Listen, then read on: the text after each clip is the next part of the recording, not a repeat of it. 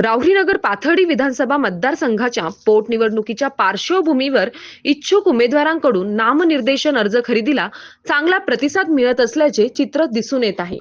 आतापर्यंत एकूण 49 इच्छुकांनी 103 अर्जाची खरेदी केली असून प्रत्यक्षात एक उमेदवारी अर्ज दाखल झाला आहे। निवडणूक प्रक्रियेअंतर्गत दिनांक 30 मार्च 2026 रोजी 15 व्यक्तींनी 31 अर्जाची खरेदी केली होती। त्यानंतर दिनांक 1 एप्रिल रोजी अर्ज खरेदीत वाढ होऊन 21 इच्छुकांनी 40 अर्ज घेतले, तर दिनांक 2 एप्रिल रोजी दुपारपर्यंत 13 व्यक्तींनी 32 अर्जांची खरेदी केली आहे। एकूण आकडेवारीनुसार 3 दिवसात 49 व्यक्तींनी 103 अर्ज घेतल्याने निवडणुकीबाबतची उत्सुकता आणि स्पर्धा तीव्र होण्याची शक्यता व्यक्त केली जात आहे।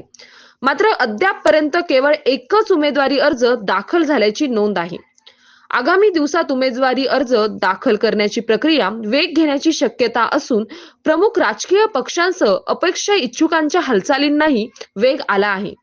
त्यामुळे राहुरी मतदारसंघातील पोटनिवडणूक चुरशीची ठरणार असे संकेत मिळत आहेत। सतीश फुलसौंदरसह राजेंद्र म्हसे, MS न्यूज 15 राहुरी।